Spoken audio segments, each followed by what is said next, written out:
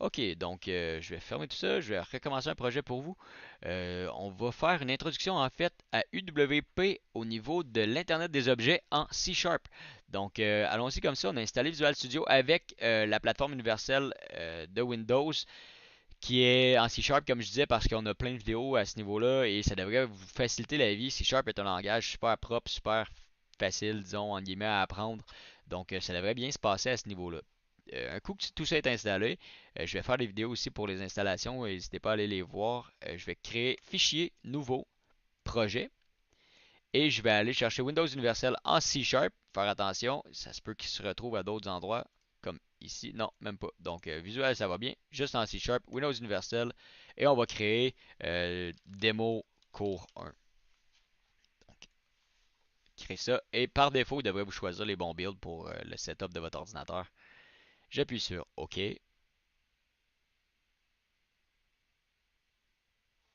Et après ça, en fait, on voit l'architecture du dossier, du projet qui est quand même assez simple, honnêtement. Première des choses qu'on va avoir, en fait, c'est le truc le plus important, c'est la mainpage.xaml. Vous avez aussi le dossier asset où vous allez mettre vos images. Les références, on va les utiliser un petit peu plus tard, mais pour l'instant, ce qui nous intéresse le plus, c'est le petit élément ici qui s'appelle mainpage.xaml. Excusez-moi. Donc, comment ça fonctionne en fait une application UWP? Vous allez voir, c'est super intéressant parce que la méthode de développement est hyper moderne en fait. Vous n'avez pas à vous casser la tête avec des vieilles méthodes. Ça, c'est vraiment le plus moderne et le plus simple possible. Donc, première chose qu'on va faire, on va double-cliquer sur mainpage.xaml et on va voir un peu le workflow, comment ça fonctionne. Vous voyez, vous allez avoir l'image est scindée, l'interface est scindée en deux. Vous allez avoir la page design. Vous allez avoir le XAML qui est ici. Et de l'autre côté, en fait, vous allez aussi avoir sous cet onglet-là un mainpage.xaml.cs. Donc ça, en fait, c'est le côté C-sharp de la chose. C'est là que tout le côté intelligent va se dérouler, en fait. Donc, nous, ce qu'on va faire en premier, en fait, on va commencer par comprendre. Là, votre interface ressemble peut-être davantage à ça ici. Là. Ce que vous devez ouvrir, c'est la boîte à outils à gauche. Et on va faire ça ici pour le garder là, parce qu'on va en avoir besoin assez régulièrement. Donc, c'est hyper simple parce que c'est énormément près de n'importe quelle interface what you see is what you get. Donc, on prend un bouton, on le met sur l'interface. Et voilà, ça fonctionne, on est content. Après ça, on fait text box ou text block en fait. Ça va être plus logique dans ce qu'on a besoin. Et là, on va se mettre un autre text block ici. Donc là, vous voyez, j'ai ajouté un bouton puis un text block. Dans l'application en XML, lui, il le fait automatiquement. On aurait pu les écrire à la main, mais quand on peut les drag and drop, ben ça va un petit peu plus vite, surtout si on ne sait pas trop ce qu'on veut ou ce qu'on fait. Mais là, on peut les placer de façon très intuitive et c'est beaucoup plus rapide. Donc, quand on ajoute un élément, sur la scène, disons-le comme ça. Le plus important, en fait, c'est de commencer par lui donner un name, un nom. Le nom, en fait, c'est un peu un identifiant unique, au même titre que ce qu'on utilise un ID dans un HTML ou l'instance d'une classe. Donc, on essaie de garder un nom unique. Comme là, je pourrais appeler ça titre principal. Hop. Et là, je vais avoir un nouveau tag qui va s'ajouter qui s'appelle xname titre principal ici. Ça, en fait, ça va nous permettre de d'appeler cet objet-là et d'aller modifier ses propriétés, les propriétés qui sont des attributs en fait un peu partout ici, et de les changer en temps réel en appuyant, en faisant à peu près ce qu'on veut. Donc le bouton pour l'instant, on peut aussi lui mettre quelque chose. On va arriver bouton, hop, on va l'appeler BTN, BTN pour l'instant. J'ai aucune autre, j'ai pas d'inspiration. Donc, on va y arriver comme ça. Et là, vous voyez, je suis un peu petit. Je vais aller dans le coin inférieur à gauche ici. Je vais agrandir ça un petit peu pour vous. Et voilà. Et je peux sélectionner par exemple mon text block. Le text block, un coup qui est sélectionné, comme n'importe quel autre élément sur la scène, va vous faire apparaître en fait les propriétés qui sont en lien avec cet objet-là. Donc, le seul qui nous intéresse, nous, ce sera l'onglet texte et on va pouvoir aller changer, par exemple, la police. Quelque chose qui paraît pas mal black coke. Et voilà. Et on va grossir la police à 36, plus que ça, encore plus, 48. Et voilà. Et vous allez voir en fait que ça va venir simplement s'ajouter à la fin ici. Donc on a un titre qui s'appelle Text Block. C'est pas le plus beau titre au monde. On pourrait changer le titre par exemple en allant changer le texte juste ici. Vous allez pouvoir aussi changer.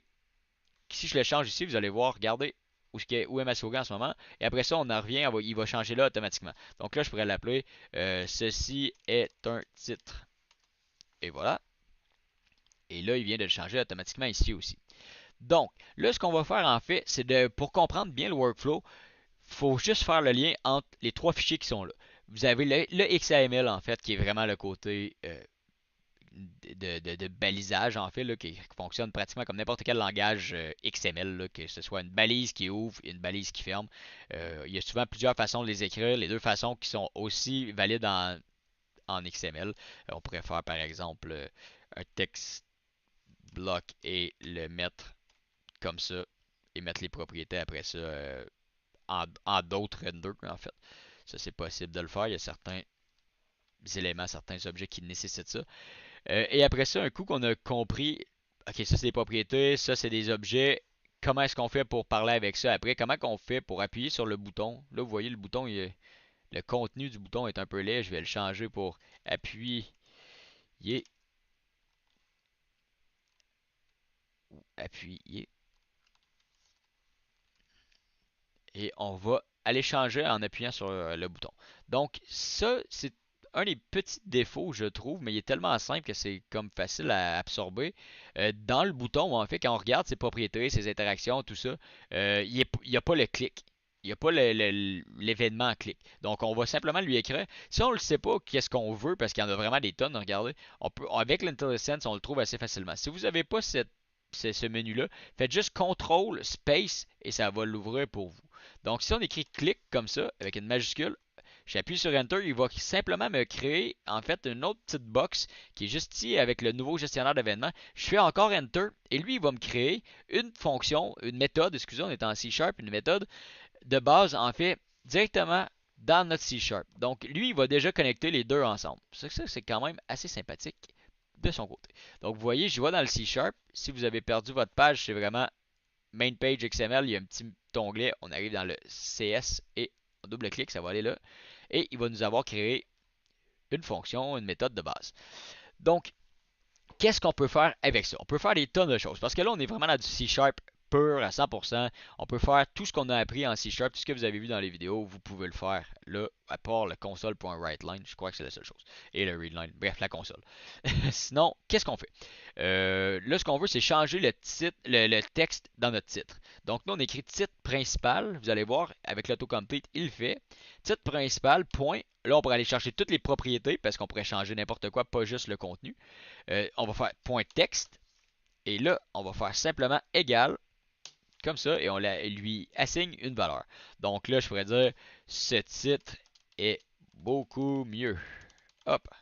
Donc, si on appuie sur le bouton, de l'autre côté, là, si on arrive ici, on appuie sur ce bouton-là, ceci est un titre, devrait changer pour ce titre est beaucoup mieux. Donc, on build notre version ici.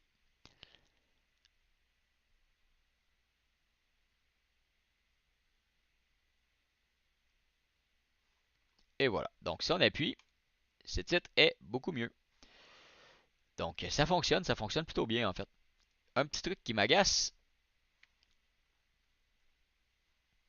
c'est l'alignement de mon titre.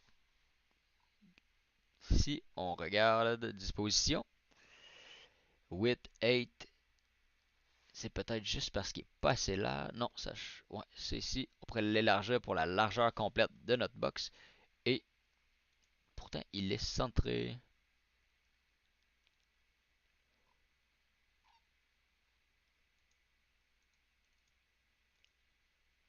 Ok, ça c'est centré par rapport à son parent en fait. Donc, lui, ça va. Pourquoi qu'on fait?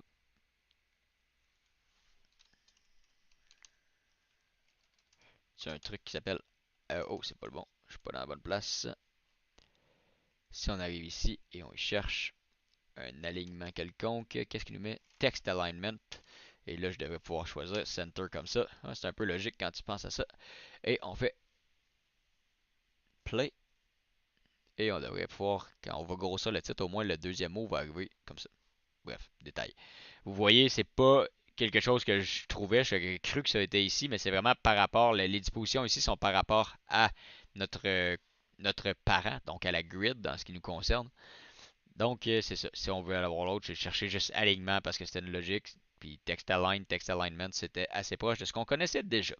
Donc voici pour la première vidéo. Vous allez voir, on va poursuivre assez rapidement avec ça. La prochaine, on va jouer avec les images en fait. Donc à la prochaine vidéo.